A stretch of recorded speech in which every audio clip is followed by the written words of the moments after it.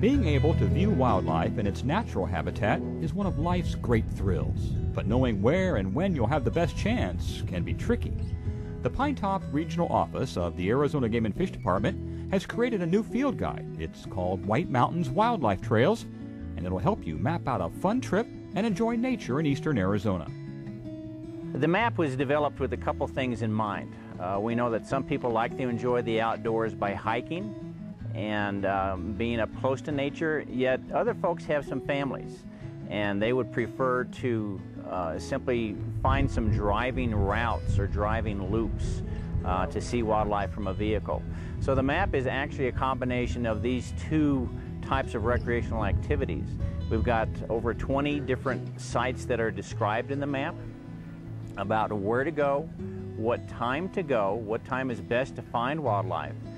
The guide gives directions to local wildlife viewing spots and information about how to best navigate through them. Some sites have hiking trails, while others are driving loops of longer mileage. The guide also tells you what type of facilities are available at each location. In addition, the guide offers a comprehensive description of what types of animals you're likely to find in each spot, from elk to Rocky Mountain bighorn sheep to osprey and songbirds. Several of the site descriptions actually occur on some of the department-owned wildlife areas that were acquired with heritage monies. For instance, one of our more recent ones is at the Grasslands White Mountain Wildlife Area. And just as the name describes, the majority of the habitat there is grassland habitat. It does have some pinyon juniper woodland that surrounds it. We do have a hiking trail that we just completed there that's about a little over 2.5 miles in length. The trail at Grasslands actually is laid out pretty neat. It follows the circumference of a large draw that has water in the bottom and some meadows. And as a person walks the trail, they can actually stay in cover for a good majority of the way as they circle this large draw.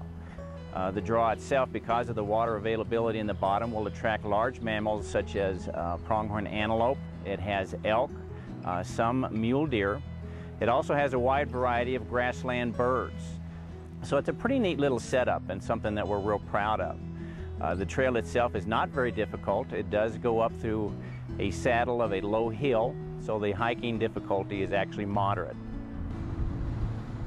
One of my favorite areas to visit is a driving loop that we call the Wildcat Loop.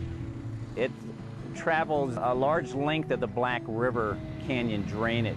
There are several points where you can drive out to short distances, or you can even park and walk to these overlooks where you can see the water itself. And as you're looking up and down the drainage, there are several interesting things to look for. If you arrive in early summer, there's probably going to be osprey sitting on nests with young in the nests. And the way the overlooks are situated, you would actually be above the nest itself. So you can see the young in the nest. You can see one soaring, and then there's one on the nest. So there's two hanging around on that second nest. All right. Getting a close-up view of wildlife can be a very rewarding experience, and the guide will help you do it in a way that doesn't disturb the animals you're trying to observe. One of the points that the wildlife viewing guide makes is ethical viewing of wildlife, and that is observing wildlife from as much of a distance as you can so as not to interrupt their own behavior.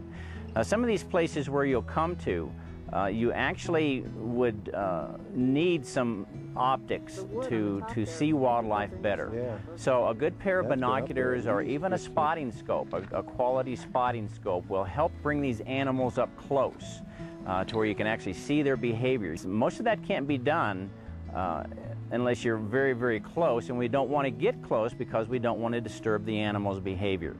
Bruce Sitko and the staff of the Pinetop Regional Office know a lot about how to increase your chances for viewing wildlife. There's a couple things to keep in mind whenever you're outdoors enjoying trying to find wildlife.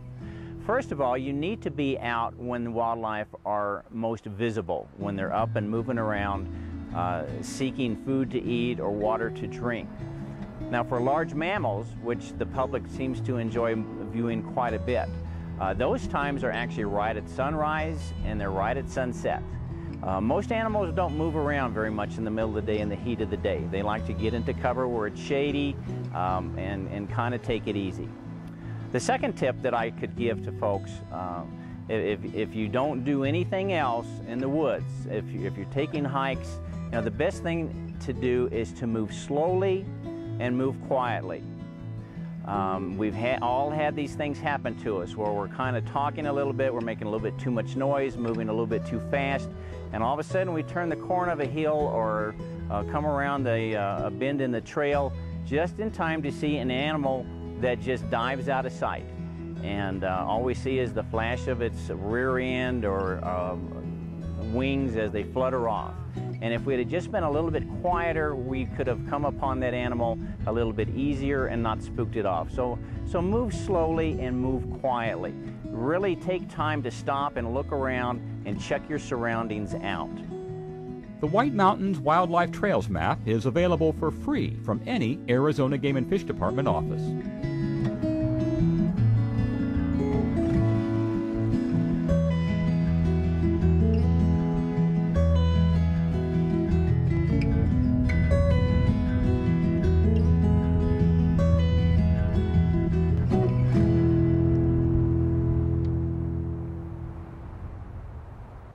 One of the smaller critters in the forest is the Bert Squirrel. And our next story will join up with some Arizona Game and Fish researchers as they study this fascinating animal. There are parts of Arizona where the trees grow tall and cover the surrounding terrain. These towering canopies are home to many different species of wildlife. We have several forests, and the vegetation varies depending on elevation, temperature, and water. Get out of the city, head out in any direction, and you can enjoy the land and all of its animal inhabitants.